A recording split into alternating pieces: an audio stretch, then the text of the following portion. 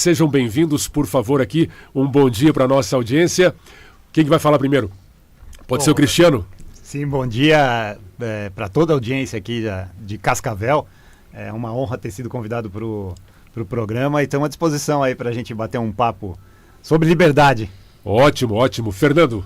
Bom dia a todos, bom dia Emerson. Agora já tinha participado 2 vezes remotamente, Exato. Agora estou aqui em Cascavel, vindo direto de São Paulo. Na verdade, vindo do Paraguai, que nós estávamos lá e estamos passando por Cascavel e aceitamos o convite aqui para participar. Que bacana. Já conheciam Cascavel? Ainda não, e como falei, a gente está impressionado com a cidade, o tamanho da cidade, a organização da cidade.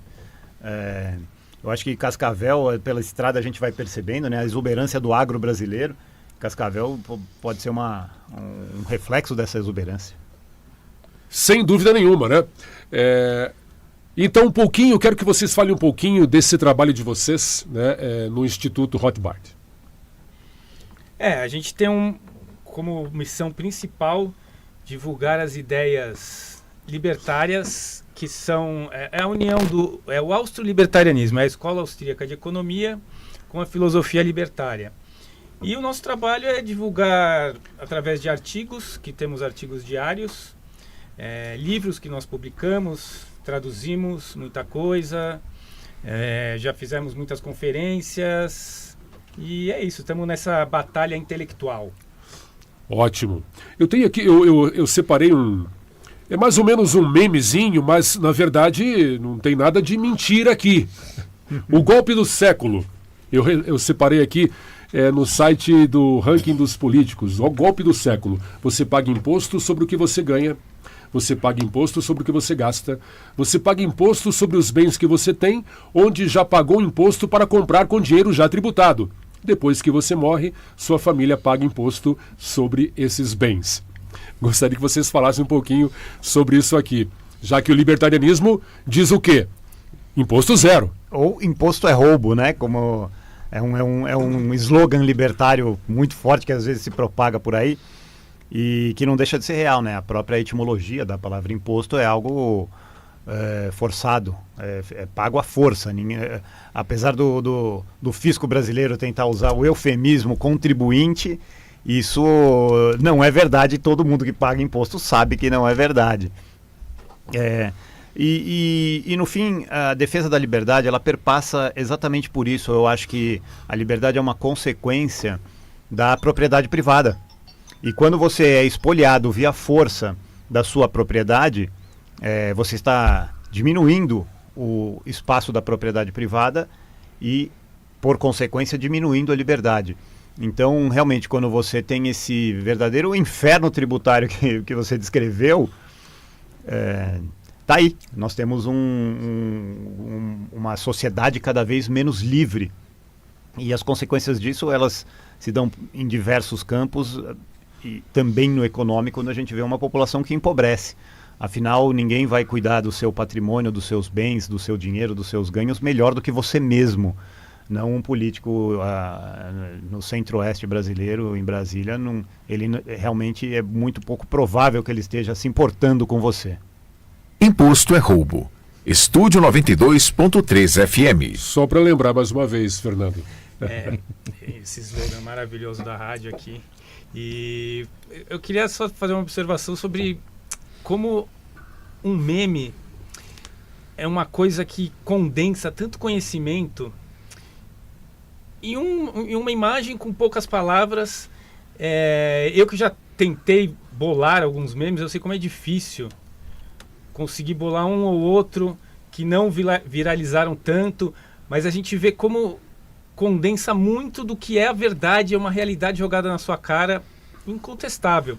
E você vê um meme desse, isso daí era para gerar uma revolta total na população e uma conscientização de que não existe liberdade nenhuma, de que a escravidão não acabou, nunca foi abolida. Nós continuamos sendo escravos, com o fruto do nosso trabalho sendo sugado à força de todas as maneiras. Quando você ganha dinheiro, quando você gasta dinheiro, quando você faz qualquer coisa, tá lá o imposto. Até quando você não faz, quando você morre, você também paga uma fortuna de impostos. Mas na visão de vocês, o que falta para a população entender melhor isso aí, né? E até se revoltar contra isso, porque parece que o povo é anestesiado, está acostumado com isso e acha que é assim mesmo e vai fazer o quê? Exatamente. Eu acho que todo mundo tem já essa aversão, né, ao imposto, à coerção, e essa letargia da população quase mundial, ela não é natural, ela é uma coisa implantada por propaganda que vem desde o berço até a sepultura. A mídia... A culpa é de vocês. Vocês da mídia aqui. Para você ver como é raro ter uma rádio que vai contra essa propaganda, né? Que todas estão a favor do status quo, do Estado como ele é, e todo mundo acha que isso é o natural, né? Tem que ter, né? O famoso tem que... tem que ter. Eu vou complementar um pouco o que o Fernando está falando, né? Porque uma coisa tão óbvia, né? Que um meme revela, joga na nossa cara, uma pequena imagem com poucas palavras revela na nossa cara, que você percebe que qualquer um que você mostrar esse meme vai concordar. E cadê a revolta? Por que ela não vem? Como o Estado consegue espolhar a população e regular os mínimos aspectos da vida dos indivíduos? Isso só é possível, o Estado só se sustenta por duas bases: armas e propaganda. Então, o grande detentor da força armada é o Estado, e mais do que isso, ele é uma máquina de propaganda, porque apenas as armas não seriam suficientes. Ele precisa contar com o consentimento da população, e esse consentimento só vem através de uma massa, de um volume de propaganda descomunal, que não são só os órgãos oficiais do Estado, como também o que a gente chama de para-oficiais, que é a mídia comprada, a mídia concedida, todo esse tipo de coisa que a gente vê. Então, a explicação está muito mais por aí. Exato. Antes de passar aqui a palavra aos nossos companheiros também aqui de bancada, só lembrando que para esse ano temos aí uma verba de, acho que cerca de 3,5 bilhões de reais, né? O governo separou para essa propaganda que vocês estão citando aí, né? 8h48. A minha questão vem desse trabalho que foi realizado há muito tempo. Gostaria que vocês comentassem. Inclusive, eu sou um leitor dos artigos de vocês lá, li vários. Tem uns 3 agora que eu vi novos que eu não cheguei a ler ainda. Mas que tem essa fala, né? Essa questão do Estado, ele se coloca como o nosso defensor. E muito aqui no Brasil é paternalista, né? Tem essa questão, não, deixa que a gente cuida de vocês. E o Franz Oppenheimer diz uma frase muito interessante, que só tem 2 maneiras de se obter riqueza, né? Eu gostaria que vocês comentassem sobre essas questões. Uma é através da troca do trabalho e outra através dos meios políticos, mas eu gostaria que vocês aprofundassem mais para o nosso ouvinte entender um pouco mais sobre essas questões que são... eu vou dizer para vocês, são esclarecedoras. Tem os meios, tem o meio através da troca, que é o meio voluntário, e tem o meio político que você falou, que é através da coerção, né? É o chamado meio político. Você, através da troca, as duas partes que realizam a troca são beneficiadas, senão a troca não ocorreria, elas enxergam um benefício naquilo, e através do meio político da coerção, uma parte é beneficiada e a outra é prejudicada, porque a troca só ocorre através da coerção, da força. O que é essa coerção? É uma arma, no final das contas, na cabeça de alguém. Porque muita gente, quando eu falo isso, fala, mas não existe essa arma. Mas é claro que existe. Você não paga o seu imposto voluntariamente. Se você se recusa a pagar o imposto, vai chegar uma cartinha na sua casa, falando, olha, você deve tanto. Se você não responde, continuam chegando. Aí vão te processar. Aí você vai ser condenado pela justiça do Estado a pagar para eles. Se você se recusar a pagar, vai receber a visita de um oficial de justiça, talvez desarmado ainda. Se você se recusar a entregar suas coisas para ele, aí vai vir um homem armado, e se você reagir, ou você morre ou você vai preso. Então, a arma está sempre ali. E esse é o meio político, explicado perfeitamente por Franz Oppenheimer na obra O Estado, também disponível no nosso site. 92.3. Todos esses agentes que você citou aí, o cidadão está pagando ele para ir lá cobrá-lo. Exato, desde a justiça para julgá-lo, que é a justiça do Estado, os homens armados, o oficial de justiça, a polícia, tudo do Estado. É tudo é uma gangue de ladrões te roubando, literalmente. Ou seja, é a questão do trabalho, ou você consegue ter, através da troca voluntária do trabalho que você exerce, ou você consegue essa riqueza, você progride, você prospera, ou o meio político, no caso que daí eles causam essa fraude, é compulsória, como diz o nosso... Exato, o primeiro meio, o Oppenheimer chama de o meio econômico, né? Que é o meio das trocas do trabalho, que é o que a população acorda todo dia para fazer. E aí entra aquela propaganda estatal, porque aí fala, não, mas tem coisas que o Estado não pode fornecer, então tem que ser fornecido, que o mercado não pode fornecer, então tem que ser fornecido pelo Estado através da coerção. Aí entra o nosso papel intelectual, que todas essas ideias estatistas já foram refutadas. A gente apresenta todas as refutações no nosso site, hotbarbrasil.com. Ninguém refutou elas, está tudo lá, quer dizer... Então, a batalha intelectual, na verdade, já foi feita. Agora é uma batalha de propaganda. Nós temos que divulgar que as ideias estatistas já foram derrotadas e que o mercado é capaz de fornecer tudo que o Estado alega ser o único possível de fornecer. O mercado pode fornecer muito mais barato e sem coerção, e com muito mais eficiência. Eu tenho ouvido vocês falarem e eu percebi 2 pontos bem importantes a destacar. O primeiro, que é a questão da força do Estado, e o segundo, e o mais importante, que é a propaganda. Infelizmente, isso é um fato, os senhores vão, obviamente, que até poder refutar o que eu vou dizer, mas nós temos 2 elementos que há pouco vieram às claras. O primeiro, que é a questão da força, onde o povo, há 2 anos atrás, pensou que essa força estaria atuando em prol da população. Tanto que eu, inclusive, vários de nós aqui estivemos acampados em frente aos quartéis militares pedindo socorro. Ficou evidente, e está mais do que claro, que esta força não está a favor da população. Já está dominada pelo poder do Estado. E o segundo ponto, que é mais evidente ainda, é que, infelizmente, no Brasil nós temos uma única entidade que alcança 70% a 80% da população, que é o órgão de propaganda onde o governo se estabilizou novamente, que está hoje sustentado pela Rede Globo, infelizmente. O que os senhores veem disso? É possível nós conseguirmos mudar? Porque um dos esteios que nós pensávamos estar a nosso favor, que é a força pública, não está. E o segundo, que é a propaganda. Como é que nós vamos combater isso? É muito difícil. O cara falou 3 bilhões de verba para propaganda. Isso é uma mínima fração. Existe também a intelectualidade orgânica do Estado. Tem que colocar nessa verba aí o dinheiro das universidades, que são nada mais do que propagandistas da tal necessidade do Estado que o Fernando falou, e o dinheiro dos entes privados. As estatais também têm o seu fundo próprio para essa propaganda. Todo o aparato estatal é uma máquina de propaganda.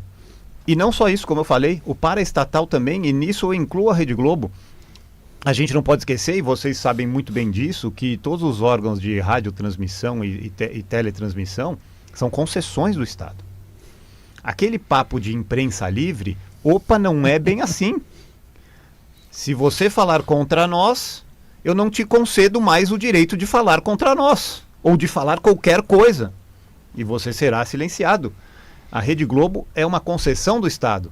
Então, eu costumo chamar a atenção para um jornal famoso lá de São Paulo, eu acredito que ele tem a abrangência nacional e vocês conheçam, que é a Folha de São Paulo. A Folha de São Paulo coloca assim: um jornal a serviço do Brasil. não seria estar a serviço do leitor, pelo menos, que é quem paga a anuidade, a mensalidade ou quem compra o jornal? Não. Ela não está atendendo ali o interesse do seu cliente consumidor. Ela está atendendo o Brasil como uma instituição, como governo. Então, e a Rede Globo hoje é a grande máquina de propaganda. É o carro-chefe, né? Não só do atual governo, como dessa estrutura de Estado de forma mais abrangente. Ainda que todas as figuras do atual governo eles sejam parte do sistema ou subprodutos desse sistema, a Rede Globo está lá para preservar o sistema. Então é muito raro você ver uma Rede Globo falar contra o sistema de pirâmide da Previdência. Você não vai ver isso. Uma reforma profunda da Previdência não aparece como pauta da Globo, mesmo sendo um escoadouro monumental de dinheiro, que a cada ano, a cada governo que assume, inclusive os de extrema esquerda como nós temos hoje, precisa reformar. Então, a proteção do sistema e de todos os aparatos estatais, ele está em toda essa máquina de propaganda, inclusive nas concessões do Estado. E abordando agora a segunda parte da sua pergunta, na verdade a primeira, das forças que pensávamos que estavam do nosso lado, né? Infelizmente o Exército ele pensa mais nele próprio, o que é normal em qualquer agência do governo. A primeira prioridade deles é se manter. Então o Exército pensa mais na própria aposentadoria, nos próprios benefícios, e ele não vai mexer em vespeiro e arriscar perder isso. Ele está pensando nele próprio, ele não está pensando na população. Então nós tivemos uma flagrante criminalidade no processo eleitoral, de tudo como foi o sistema. As pessoas foram pedir por justiça, não estavam pedindo nada de golpe, não estavam pedindo a manutenção da lei, da ordem, como era de ser. E não, eles preferiram o poder. Eles ficaram do lado do poder pensando em si próprios. Não estavam do lado da população de jeito nenhum. Infelizmente, pessoas descobriram isso da pior maneira possível e estão sofrendo o inferno por causa disso. Só isso. E concluindo, né, você apontou muito bem os dois problemas e nos pede uma solução. Pelo menos um caminho pelo menos um caminho possa trilhar. Assim, a gente tem a plena certeza, né? Eu gosto muito da frase de Chesterton, o que precisa melhorar no mundo, e ele diz eu. Então, a certeza que o caminho é individual, cada um deve escutar programas edificantes como esse, como o que vocês têm aqui na rádio, e adquirir conhecimento. Então, no meu microcosmos, na minha pequena potência, naquilo que eu posso fazer, nós fundamos um instituto que espalha conhecimento. Então, cada indivíduo precisa se proteger sua família e crescer com conhecimento verdadeiro, buscar sempre a verdade. E eu acho que disso vai formando uma camada. A gente fica muito feliz e percebe que nem tudo está perdido quando a gente visita o Brasil Azul, uma cidade que nem Cascavel, que a maioria rejeitou tudo isso que está aí, né? Vamos colocar assim.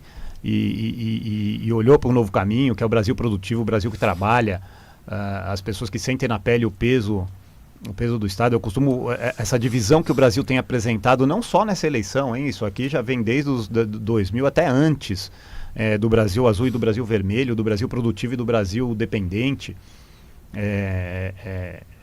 Ela é sintomática. Ela está mostrando a polarização. Ela não é mero blá blá blá de internet, de rede social e de radicais. Ela está acontecendo no seio da sociedade, com Brasis diferentes mesmo. Então, cada vez mais essas diferenças vão emergindo, e é bom que seja assim. A minha opinião é que o Brasil tem que se polarizar cada vez mais até que o lado certo vença. Eu concordo plenamente contigo e posso afirmar o seguinte: tenho visto isso dentro da própria família. Eu vejo isso dentro do seio familiar, e eu acho que é onde tudo tem que acontecer, de dentro para fora, é da minha casa para a rua. Eu tenho visto dentro da família que pessoas que têm visões divergentes sobre a política em especial, e eu sinto isso, vejo isso na família, estão deixando de conviver. Essa ruptura está se iniciando de dentro para fora. É um ponto que pode trazer uma explosão, que isso vai ter que se tornar público, sim, e isso vai ter que ganhar corpo nas ruas mesmo, para que a sociedade consiga convergir para o ponto principal, que o certo vença. É só um adendo nisso. Eu não diria nem o certo vencer, mas seria o vencer, mas por uma ótica diferente da que você falou da ruptura. A gente não precisa vencer em todos os lugares. Se a gente venceu aqui em Cascavel, que a gente fique com o nosso vitorioso, eles fiquem com o vitorioso deles. Cada um para o seu lado. O caminho, então, principal que a gente prega, isso já reconheceu há anos, seria defender a separação, a secessão.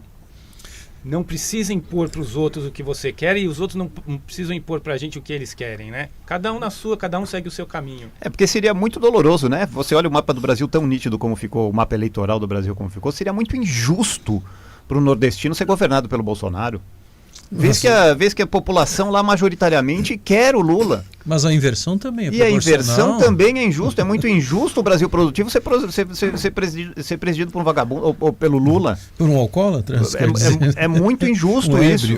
Mas a questão maior, né, desse contexto é que quando se tem a publicação da verdade, a verdade converte.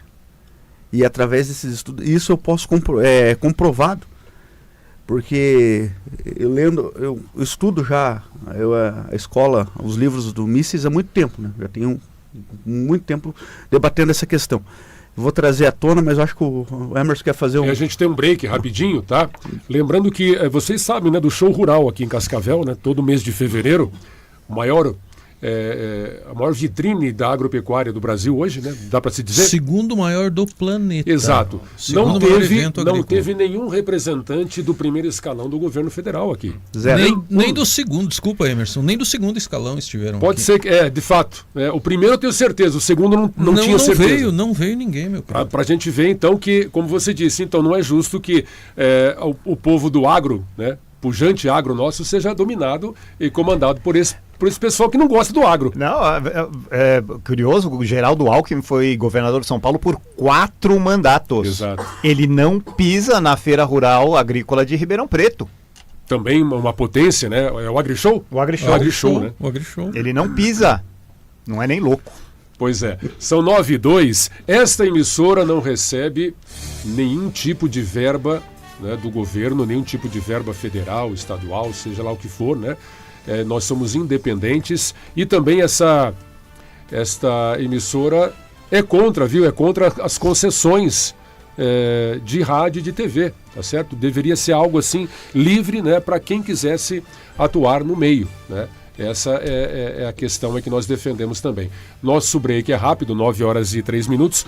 Continue aí, ligadinho, continue aí que já voltamos. Vocês vão ficar mais um pouquinho, né? Ficamos. Tá, então daqui a pouquinho aqui vamos voltar com o nosso bate-papo com os irmãos Quioca do Instituto Rothbard aqui no Estúdio News.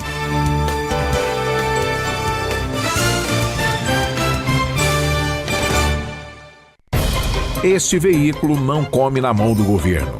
Nenhuma editoria pré-edita nossas pautas. Na 92, pau é pau, pedra é pedra. Estamos apresentando Estúdio News. A notícia em movimento para você ficar bem informado. Estúdio News. A Rádio 92.3 FM de Cascavel defende a anistia para os presos políticos do dia 8 de janeiro. Anistia. Igualdade legal para todos. Estúdio 92. CYG 264. Rádio Cidade de Cascavel, Paraná. Transmitindo em 92.3 MHz. Estúdio 92. Mundo Animal, lanchonete temática. Lanches a partir de R$30. Informa a hora certa. 9:04. Ei, você! Tá afim de uma explosão de sabor e diversão? Então vem para o Mundo Animal Lanchonete. Aqui no Mundo Animal Lanchonete, a diversão nunca acaba. Temos lanches e pratos individuais incríveis a partir de R$30 para deixar o seu dia ainda mais gostoso. Estamos com pratos novos e um delicioso milkshake. Venham aproveitar! Mundo Animal Lanchonete temática. Vem pra selva e viva essa aventura ao nosso lado. Mundo Animal. Copavel é qualidade e sabor. Dentro da cozinha só tem cheiro de amor. Frango suculento pra assar ou grelhar. Linguiça de churrasco todos vão adorar. Joelho e costelinha e bacon também. Lombo canadense, copa lombo lá bem. Mortadela saudável pra você se cuidar. No corre do dia pode ser no jantar. Copavel para os amantes da cozinha, sem tempo a perder. Invista no seu futuro. A Construtora Hatcho e a Imob Fácil estão aqui para te ajudar. Entrada parcelada em até 60 vezes sem juros. Imóveis a partir de R$245 mil. Condições especiais de financiamento. Variedade de imóveis para você escolher. Realize o sonho da casa própria com facilidade. Faça parte do novo Esmeralda. Um novo jeito de viver. Visite aqui nossa central de vendas e saiba mais. Ou entre em contato para mais informações. Construtora Hatcho e Imob Fácil. A parceria que deu certo para você conquistar o imóvel dos seus sonhos. Acesse facebook.com/Estúdio 92FM. Precisa-se com urgência de caseiro, de preferência casal aposentado que goste de sítio. A chácara é bem próxima da cidade, ficando a apenas 500 metros da BR. Para mais informações, entrar em contato pelo fone 45 99838 0235, falar com ID. Agora na Estúdio 92, Minuto Saúde. Dicas e cuidados importantes com a médica dermatologista doutora Suzane Pascoal. Olá, sou Suzane Pascoal, médica dermatologista, e hoje trago dicas importantes para cuidar da pele. Começando pelo sabonete. Escolha um específico para o seu tipo de pele, seja seca, mista, oleosa ou sensível, e lave o rosto 2 vezes ao dia, de manhã e à noite. A hidratação é essencial. Opte por um hidratante sem perfume que realmente ajude a evitar a perda de umidade e deixar a pele macia. O ideal é aplicar após o banho. Se você tem pele seca, prefira hidratantes mais consistentes. Já para pele oleosa, os mais fluidos e leves são ideais. E por último e mais importante, é o filtro solar. Use um com fator de proteção solar de 30 ou mais, mesmo em dias nublados, e aplique também nas orelhas, pescoço, colo e dorso das mãos, regiões frequentemente esquecidas. CRM Paraná 42.548, RQE 33.162. Você ouviu na Estúdio 92, Minuto Saúde, com a médica dermatologista doutora Suzane Pascoal. Mais política, menos politicagem. 92.3 FM.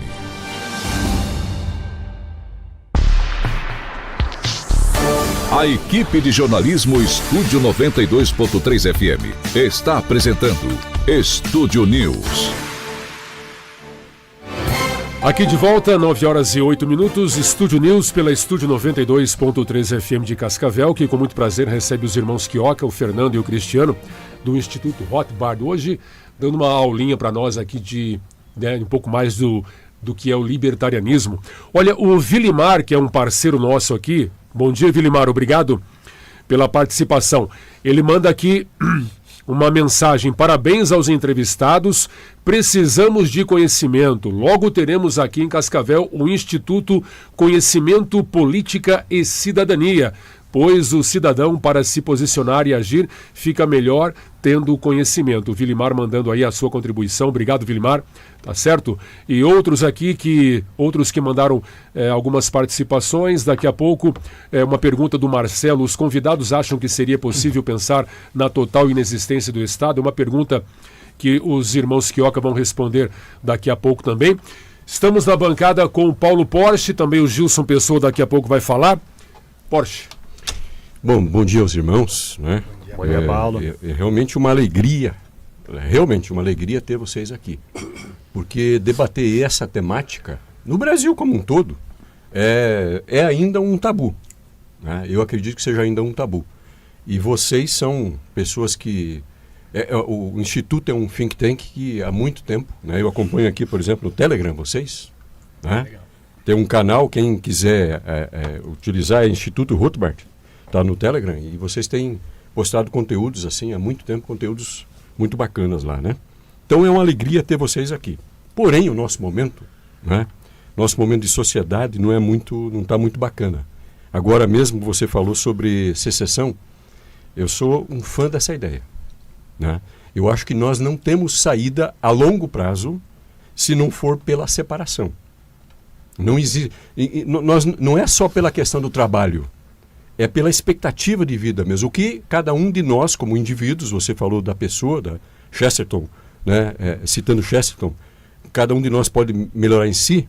Então, não existe a longo prazo uma saída que não seja a separação, porque nós temos expectativas diferentes, né?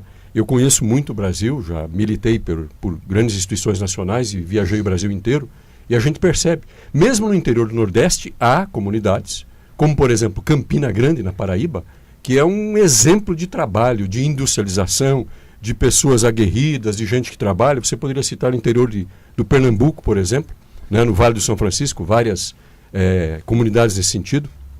Petrolina, para dizer um caso. Mas assim, no grosso do país, do restante do país, você não vê que a expectativa é pelo trabalho, por uma oportunidade de prosperidade.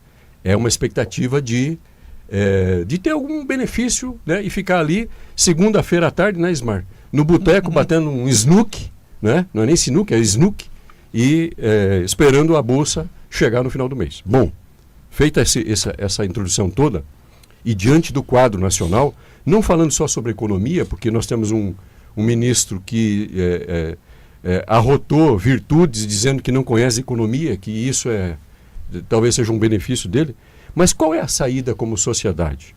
Porque nós estamos vendo que um Supremo Tribunal Federal, em consórcio com o governo Lula, está impondo à sociedade uma série de coisas. Agora mesmo essa condenação da cabeleireira a 14 anos de prisão, o que você vai dizer mais de um país, de uma sociedade que convive com um tipo de coisa, com um tipo de decisão judicial como essa? Não há o que dizer mais.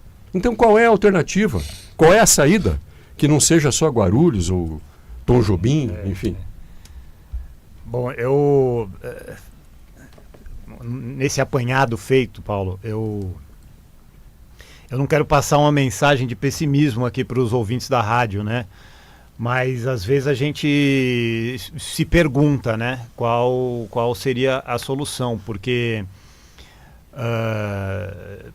até na porta dos quartéis ficamos e não há justiça, ela não virá das forças superiores, não virá do mundo externo, ela tem que vir de nós mesmos, mas a resignação ela é uma coisa que eu vejo aí premente que é sensível nesse momento que a gente está vivendo, de impotência, uma sensação de impotência. Eu acho que foi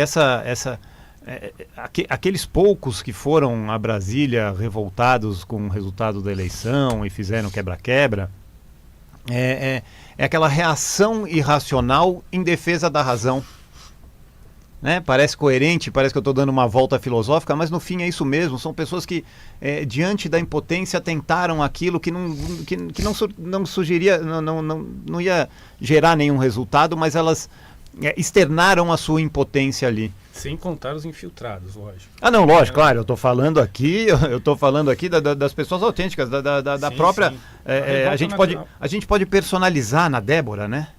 É o nome da moça. A gente pode personalizar na Débora o sentimento de injustiça que paira no país. Eu não consigo ver ninguém achando isso justo. Nem do lado de lá. Nem do lado de lá. Eles sabem o que estão fazendo. Eles estão quebrando a espinha moral, estão quebrando a resistência do povo brasileiro. É só isso. Não tem ali nem atropelo da lei, Constituição, esquece essa bobagem. Esquece isso. O que nós estamos vendo dessa cúpula mais uma mensagem de propaganda. Não tentem nada contra nós. Ponto. É isso daí. E quando o Fernando fala de secessão, É a única solução que eu vejo. E essa secessão não seria ruim. A gente pensa aqui pro que fica pendurado ali no bar do snooker, só recebendo dinheiro o cara que fica tomando sol lá na praia no Nordeste brasileiro, ou tranquilo no Agreste ali, jogando sinuca, recebendo de quem está ralando aqui em Cascavel. Essa disparidade só vai acabar com a secessão e não é bom para ele. Ele está o sustentado pelo Estado também teve sua espinha quebrada, sua espinha moral quebrada. Ninguém quer ser parasita. É um orgulho para o homem ser dono do seu destino e produzir e trabalhar. Isso é o que faz o homem. Então, quando a pessoa recebe sem o suor do seu rosto, quando ela come o pão sem o suor do seu rosto, essa pessoa também está com o espírito condenado. E isso não é bom para ele. O Nordeste, na unificação brasileira, que foi mais acentuada por Vargas, foi o grande perdedor. Tanto que as pessoas tiveram que sair de lá e se alojar de forma subhumana nas capitais do Sudeste. São Paulo e Rio de Janeiro receberam um contingente enorme que hoje compõe as grandes favelas, a grande pobreza dessas grandes cidades, porque essas pessoas que tinham sua vida, de certa forma, sustentável nos estados do Nordeste, foram os grandes prejudicados. Quando você institui um salário mínimo, aquele que tem uma produtividade abaixo desse salário mínimo, ele não tem mais onde trabalhar. Então ele vem para subemprego nas regiões do Sudeste, nas capitais do Sudeste. Então esse mecanismo perverso, que hoje, se você for ver, as duas últimas forças políticas que dominaram o Brasil pós-democratização, que foi o PT e o PSDB, né? De um lado o subproduto sindical do PT e o subproduto da Fiesp do PSDB, tanto a Fiesp, ou a sindicalização das indústrias e a sindicalização dos trabalhadores, foi a estrutura de Estado que o Vargas impôs. Nada mudou desde então. O que o Brasil precisava era como o Rothbard, que leva o nome do nosso instituto, fazer, era revogar o século XX, dessindicalizar o Brasil, descentralizar o investimento. São Paulo e Rio de Janeiro são duas cidades hiperatrofiadas. Nenhum lugar do mundo é normal com uma cidade de 20 milhões de pessoas. Ou uma grande São Paulo tem 21 milhões, o Rio de Janeiro também é um número grotesco. Todas essas pessoas deviam estar, o desenvolvimento devia estar mais espalhado harmonicamente pelo Brasil. E quando todo o investimento é centralizado na mão da União Federal, ele é capturado pelos grupos políticos, de empresários e de trabalhadores. Uhum. Então, esse sistema é muito perverso. A gente, às vezes, se revolta com quem votou no Lula, mas eu aqui, chamando todos para uma grande reunião, eu diria que essas pessoas são vítimas também. Ok, são 9h18. É uma forma de escravidão também. Claro. Essa posição do Estado de ficar dando migalhas e retirando do cidadão a vontade de produzir, a vontade de crescer, a autoestima, torna-o dependente e o torna um escravo do sistema.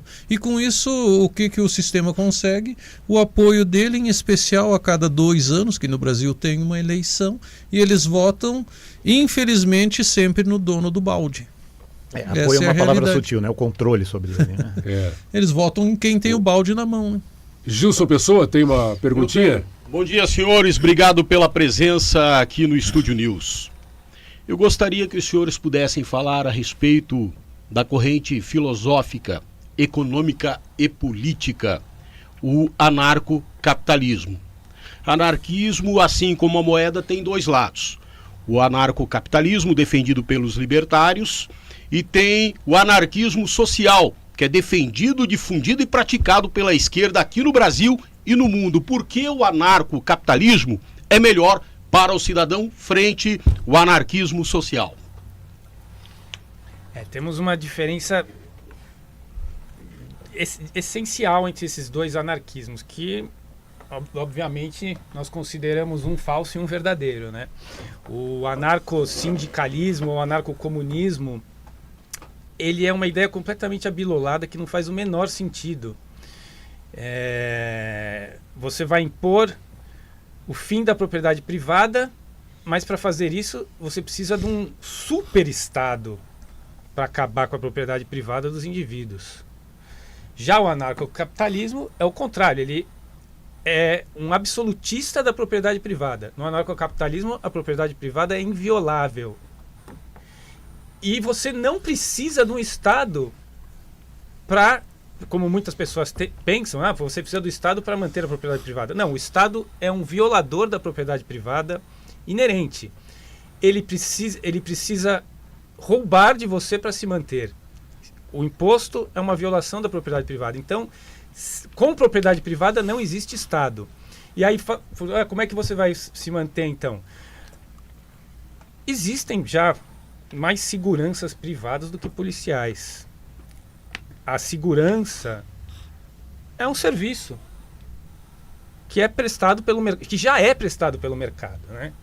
Então você vai, no anarcocapitalismo, você pode terceirizar essa proteção da sua propriedade privada, ou pode você mesmo assumir a proteção com armas, com o que já é feito hoje, com cercas, com todas essas serpentinas, monitoramento, tudo que já existe, um mercado trilionário de segurança que já existe. Só que o Estado, mesmo assim, consegue violar porque ele usa a propaganda que as pessoas acabam entregando, até meio que aceitando esse roubo, né? Vamos lembrar que o Estado proibiu os moradores de Copacabana de combaterem os criminosos ali, né? Foi um episódio recente, quando, devido ao aumento grande de furtos ali, os moradores fechavam os ladrões ali e falavam: peraí, amigo, aqui não. E o Estado proibiu eles de protegerem o próprio bairro. Aplicar um corretivo, né? Esquenta a orelha. O STF também proibiu a polícia de subir os morros, né? Há algum tempo atrás. Então realmente fica difícil, né? Estamos sendo A gente está pagando uma segurança que não pode trabalhar no morro. Mas estamos sendo entregues à criminalidade. A realidade é essa. Mas aquilo que eu mencionei um pouco antes de vocês chegarem. Observem quem está no poder, em especial no poder judiciário. O ex-ministro do STF hoje é o ministro da Segurança, que não oferece segurança nenhuma. E aquele que era ministro da Segurança Pública, onde que ele esteve, o tal do Dino, onde ele esteve um pouco antes de ser conduzido pela mão de Lulis lá para o STF, estava dentro de uma favela, enquanto ministro do Estado entrou numa favela onde a polícia não pode entrar. Peraí, mas aí é evidente que se eu entrei em um ambiente é porque eu estou sendo, no mínimo, recebido por alguém. Ele não invadiu aquele ambiente, ele foi recepcionado. A criminalidade está conjugada com o poder público brasileiro hoje. A realidade é simples e concreta. E esse cidadão aí que você citou, ele é assumidamente comunista. Sim. E os comunistas, eles... Graças a Deus. Diz ele. E os comunistas, eles não veem o crime com essa ótica que as pessoas normais veem. Porque para eles tá correto violar a propriedade privada. Então eles consideram os ladrões, os assaltantes, como socialmente semelhantes. Sim, até que chegue neles. Aqueles exemplos lá dos integrantes da Rede Globo, lá aquela artista, que se dizem artistas, né? Mas aí eu copio Milley, né? Quando você precisa do dinheiro público para expressar sua arte, você deixa de ser artista, você torna um servidor público, funcionário do Estado. Então, aquele artista lá, uma senhora lá que foi roubada em 30 mil reais, se revoltou. O outro lá que teve o celular levado também virou no bichão, ficou nervoso. Mas essa gente vive em constante dissonância cognitiva, né? Para a população, para as pessoas normais, ou para essa ralé de empresários e de pessoas que trabalham, eles devem ser espoliados dos seus bens, porque eles estão, no fundo, roubando os pobres. Roubando o suor do trabalhador. Roubando o suor do trabalhador, mas quando eu sou assaltado, aí já não. Aí não, porque eu sou uma pessoa do bem. Válido para os outros, não para mim. Outros. Então é a dissonância cognitiva premente dessa gente. Aliás, se você me permite, né? A gente às vezes entra nos entreveros de debate em Twitter e tal, né? Eu acredito, sabe, que observando isso, né? E não tem nenhum estudo científico, mas a dissonância cognitiva ela parece uma parte inerente do ser humano de esquerda. Sim. Que se você observar historicamente, né, o Didi está dando risada, mas se você observar historicamente, né, você vai ver que os próprios escritos de quem iniciou, Ismar, o processo, né, o marxismo, leninismo, sempre teve alguma dissonância cognitiva envolvida. E isso só veio sendo transferido de geração em geração. É a incoerência do ladrão, claro, né? Ele desrespeita a propriedade privada, ele rouba meu celular, mas eu quero pegar o celular dele, ele vai falar, não, isso aqui é meu. Pois é. Então ele quer, de alguma forma, ele concorda com a propriedade privada. Exato. Então é uma incoerência. Deixa eu vir aqui, Emerson, desculpe, uma questão mais atual, né? Esse movimento todo que está acontecendo nos Estados Unidos. Queria perguntar para vocês qual é a perspectiva de vocês nesse sentido.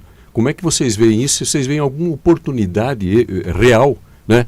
Nada desse negócio de tic-tac ou 72 horas. Mas, por exemplo, claro, existe um mecanismo muito forte que os Estados Unidos podem acionar, que é a lei Magnitsky, né? Que é essa imposição de sanções econômicas para magistrados, enfim, para todas essas pessoas, entre outras questões, como, por exemplo, essa busca a cidadãos americanos, brasileiros, mas que têm naturalidade hoje americana, como Alan dos Santos, como a Fernanda Magalhães, se não me engano, como a própria juíza Ludmila Lins Grillo, o Eduardo Bolsonaro. O Eduardo Bolsonaro agora, que é o mais recente ameaçado. Constantino, o Paulo Figueiredo, enfim, todas essas pessoas que são brasileiros, estão lá, agora têm proteção americana, porque eles têm cidadania. E nós podemos esperar, na visão de vocês, alguma influência desse processo aqui? Nós podemos esperar porque foi essa influência que causou tudo o que está acontecendo aqui, né? Como foi revelado agora com os escândalos da USAID, que é um braço da CIA, de como eles instalaram derrubaram o Bolsonaro e instalaram o governo Lula no Brasil.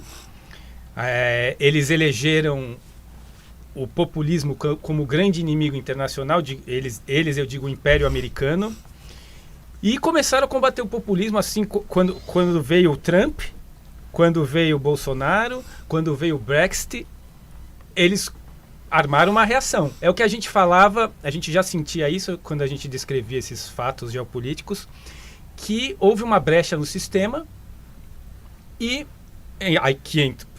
por onde entrou Bolsonaro, Brexit, Trump, e o sistema se fechou. A gente tinha essa percepção, mas a gente não sabia como. Aí a gente ficou sabendo, assim que o Bolsonaro foi eleito, a USAID já destinou bilhões para o Brasil, fez acordos com o STF, com o Globo, com muitos órgãos internos aqui, e começaram para combater a desinformação. Desinformação é exatamente a informação que eles não querem que as pessoas vejam, né? E aí começaram a atacar toda essa rede de direita, né? Boicotar as redes sociais. Censura nas redes sociais. O nosso instituto foi censurado em todas. Abrimos mãos do nosso perfil no Instagram, no Facebook por censura. E agora, depois a gente ficou sabendo que tudo isso veio da CIA, do USAID. Agora está havendo uma reversão lá com o Trump, conseguiu contra tudo e contra todos se eleger novamente. Está transformando muita coisa e eu achei que até que já iria influir mais, ia ser mais rápido esse processo, mas eu pensei, eles jogaram bilhões e bilhões por ano no mundo inteiro para reverter tudo isso, não é fácil. Sim. Porque já está tudo estabelecido, né? Muito bem estabelecido, com décadas de bilhões fluindo. Ele cortou essa fonte, né? Não vai mais reforçar, mas já está tudo aqui, os poderes estão estabelecidos, né? Como que vai ser essa virada? Eu acho que tem que ter uma influência maior dos Estados Unidos quanto a isso, e é difícil porque os bilhões foram cortados.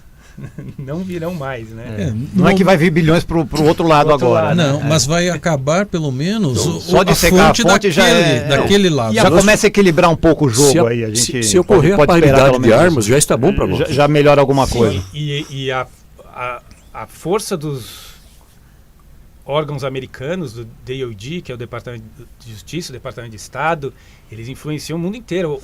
O sistema bancário, que é dominado também pelos Estados Unidos, então já tem muitos congressistas americanos a favor de condenações, de limitação, de corte total dos juízes brasileiros, principalmente de Alexandre de Moraes, eles estão agindo já. Vamos ver como é que vai ser isso aí. Eu tenho esperança, sim, dessa é o assunto quente do momento. Não tão quente, mas ele está acontecendo. E vai ter consequência. Isso aí a gente está... Agora são 9h29, já encerrando, Ismar. Essa situação que você mencionou do Alexandre de Moraes, agora vem uma questão bem pública, bem fácil de ser entendida. Alguém percebeu depois da eleição de Donald Trump que sequer um dos ministros do STF foi para os Estados Unidos? Por que não foram? O visto deles ainda não foi suspenso, não foi invalidado, não foi cassado. Não há nenhuma reação ainda oficial dos Estados Unidos. Os Estados Unidos, eles podem ser presos lá. Vai sobrar para eles Coreia do Norte, Venezuela, Cuba. China nem tanto também, porque a China, a inteligência, a expertise do chinês fala assim: podemos ter visões diferenciadas, mas o comércio é o que vale. Eles querem comerciar.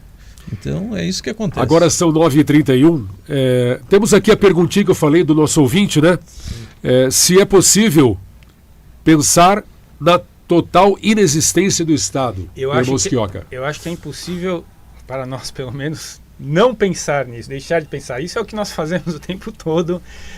Nós discutimos isso, pode-se dizer até de uma torre de marfim, mas discutimos aliás, eu fui vencido, porque eu defendia, eu falava, não, tem que ter Estado. Eu fui vencido pelos que falavam que não tinham, fui refutado e aderi a eles, né? Se não pode vencê-los, junte-se a eles. E estou procurando refutações até hoje, mas não achei nenhuma. E no nosso site, Instituto Rothbard, rothbardbrasil.com, você pode encontrar a refutação de todos os argumentos estatistas e de como o Estado é completamente desnecessário. Quem não anda pelos corredores do supermercado e não fica sonhando, se esses preços estivessem 30%, 40%, 60% mais baratos. Isso para o cidadão que faz aquela conta básica do imposto. Mas a gente que já está bitolado nesse assunto, a gente vai muito mais a fundo, né? Porque a gente tem a sensação que o imposto é só o valor que nos cobram. Mas... E toda a desregulação que não viria, todas as amarras que o Estado não coloca na produção, porque a regulação também é um imposto, ainda que oculto. Então, um mercado desregulado que não tivesse as amarras do Estado, esses preços cairiam para 60%, 70%, 80% de desconto em tudo que você compra. O povo conseguiu sentir mais ou menos uma pitada disso antes dessa última da atual administração assumir, quando não tinha imposto para Shopee, para AliExpress, que estavam comprando adoidado da China tudo que eles queriam. A taxa das blusinhas. Movimentando o comércio da camada mais pobre, né, da população. O que a gente pega no capitalismo é isso. Teria zero de imposto para qualquer importação que você quiser comprar de qualquer site do mundo, você ia ter na sua casa. A pergunta é como ele ainda não pensou nisso, né? Como o ouvinte não pensou nisso daí. Aí, Marcelo, vai pensando aí, Marcelo. Comece a pensar. Só para exemplificar o que o Marcelo perguntou, a questão da tributação, eu fiz um levantamento alguns anos atrás com um cliente do escritório que é agricultor. E a filha dele é engenheiro agrônomo, a gente conversou uma manhã, bastante tempo, e nós quantificamos em número de vezes que é tributada a lavoura de soja, Paulo, desde o início até a faturação, até a venda. 16 vezes. Porque desde o óleo diesel do transporte do grão lá é tributo, o imposto que é cobrado sobre a compra dos grãos é tributo, toda a cadeia produtiva passa 16 vezes pela mão do governo. O dinheiro que, no momento que compra o grão, paga imposto, no momento que compra o combustível para transportar, paga imposto, no momento que paga o frete, paga imposto, no momento que compra a máquina agrícola, é imposto. Então passou 16 vezes a lavoura. E aí o governo diz que o problema do preço alto é do produtor. E voltamos àquele meme inicial, né? Você é taxado em tudo, em todas as partes, você respirou, é taxado. E na sua conta não entrou... Entra milhões de... Porque aí o pneu do caminhão para transportar... Justo, mas então, é tudo. No momento que você levanta de madrugada, deu o toque no botão de energia elétrica da sua casa, você está sendo tributado. No momento que você foi ao banheiro, pegou a escova de dentes que foi tributada, colocou o creme dental que foi tributado, usou a água que é tributada. Então olhem onde que está o governo. Está em tudo na sua vida. Vestiu aquela sua roupa tributada, colocou o seu calçado, deu partida no veículo, Paulo? Piscou, respirou. Deu partida no veículo, o combustível é tributado e o carro tem IPVA. Então observem a cadeia tributária, o que vocês mencionaram. A escravidão do cidadão. Ele é escravo do Estado. Vocês estão viajando de carro? Carro. Então pagaram o IPVA e também pagaram o pedágio. Isso. Bitributado. E combustível. E o combustível com 30% de etanol na gasolina. Aí a nossa viagem, só de sonhar na nossa viagem, como seria o mundo sem Estado, seria maravilhoso. E aí vem aquela... A gente foi simplista aqui, óbvio, né? Porque eu já estou até antecipando a contra-argumentação. E as estradas? Quem vai construir as estradas, né? E a escola pública para os pobres e tal. É claro que a gente aqui não pode nem pensar em confundir doutrinação com educação, que é o que esse dinheiro que está sendo arrancado provê, né? Ela provê a doutrinação e não a genuína educação. Mas é muito engraçado a gente pensar, né? Se a gente fizer um pouquinho de estudo histórico, toda a infraestrutura que havia, principalmente na Europa, né? Na Inglaterra, os serviços de água, de saneamento, que ninguém consegue imaginar como seria sem o Estado. As ferrovias, tudo isso aí. Você pode até dar um Google, se você vai encontrar as cautelas de ações das empresas de saneamento, de trem, de rodovia, de infraestrutura elétrica. Então todos esses bens que aparentemente são os tal dos monopólios públicos, eles foram muito bem servidos e criados pela iniciativa privada muito antes e de uma forma comunitária, né? O que é o mercado de ações, se não eu compartilhar com cada um esse investimento, ratear o risco entre todos e também o benefício entre todos com o provimento de lucro. Então, a sociedade livre, ela dá muito bem conta dessas questões sem precisar do Estado, que só atrapalha. Inclusive, todas essas empresas públicas foram encampadas pelo Estado para fazer populismo, não para prestar melhor serviço. Inclusive diques e barragens. Na Holanda, eles foram privadamente financiados e construídos, e que aqui no Rio Grande do Sul recentemente romperam pelo... Muito bem lembrado, há um ano atrás. Mas aqui mesmo no Brasil, as estradas de ferro foram... capital privado, Barão de Mauá. Todas elas. Na época do Império ainda, detalhe, do tempo do Império. Depois que veio a República e veio toda essa tributação exorbitante, não conseguiram construir nada. O Estado não construiu nada. Destruiu todas. Burocratizou e destruíram, inclusive, as estradas. A malha ferroviária do Brasil foi destruída para começar a ser reconstruída recentemente. Sim, um ponto que sempre falam, né? Puxa vida, como que daí o povo vai viver sem o SUS, né? Aqui, porque o SUS, né? Que maravilha, tem saúde para todo mundo. Mentira, porque tem muita gente morrendo, não consegue chegar na data, nem na data da cirurgia já morreu. Olha o meme aí, né? Pelo menos nós temos o SUS, né? Mas compara o preço do iPhone do Brasil com dos Estados Unidos, aqui é o triplo, mas pelo menos temos o SUS. Aí agora o pessoal fala assim, como que nos Estados Unidos não tem SUS? Não tem SUS porque, por exemplo, um cidadão como Michael Jordan, né? Tem aqui uma notícia, dá um Google aí, ele construiu clínicas médicas, né, em vários lugares para oferecer atendimento gratuito a pessoas de baixa renda. Então os bilionários, eles ajudam o povo mais carente nos Estados Unidos. Mas antes existia sem o SUS, né? Esse papel era preenchido pela igreja, as santas casas eram exatamente isso. São hoje, tentam se manter até hoje, mesmo com essa saúde de graça. Mas a ineficiência do Estado é provada quando vocês mencionaram tudo isso de infraestrutura, educação, saúde e tudo mais.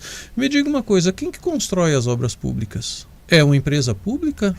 Não, no momento em que você, prefeito, vai construir uma escola municipal, você contrata uma empresa particular ou é uma empresa pública? Você pega o dinheiro do imposto, mas quem presta o trabalho é a empresa ainda particular. Que corremos o risco dessa empresa particular ser do amigo do prefeito. Não corre esse risco, você tem que ter a certeza disso. Mas quem construir não é o risco. Não é o risco. Quem construirá as estradas? As mesmas empresas que estão construindo hoje. Exatamente. Não pela coerção. E não é um custo absurdo. Já que são fazem. 9h40. O Rio Grande do Sul, só para complementar, foram 10 pontes foram construídas através da iniciativa privada, sem apoio nenhum de Estado. Então o Estado vem só para atrapalhar. Eu gostaria de fazer uma última pergunta aqui, Emerson. Para a gente refutar de vez o socialismo e o comunismo. Nas teorias de Marx, elas falam que a economia, o que regula o mercado, são as relações de produção. Mas eu gostaria que vocês respondessem para a gente, o que regula o mercado? Não seria o consumo? Consumidor que regularia o mercado? Ou os veículos de produção, os meios de produção? Eu gostaria que vocês explanassem um pouco sobre esse tema, que é muito importante para nós aqui. Não, o que regula o mercado é preço, e o preço nada mais é do que uma interação entre oferta e demanda. A demanda sendo o consumo e a oferta sendo a produção. Então, isso não é isso parece uma coisa simples, mas é uma coisa de ramificações bastante profundas, né? Porque você, ao exercer o consumo, você está dando uma aprovação àquilo que outrem está produzindo naquele valor, naquele preço. Então a valoração é sempre subjetiva, a cada um. Para mim, um microfone não vale nada. Para vocês da rádio, é um item de muito valor. Então, eu não daria meus... Aqui parece bem bonito, vamos chutar R$1.000 por um microfone desses, mas vocês, se alguém oferecesse por R$1.000, você comprava 5 na hora. Então, eu não...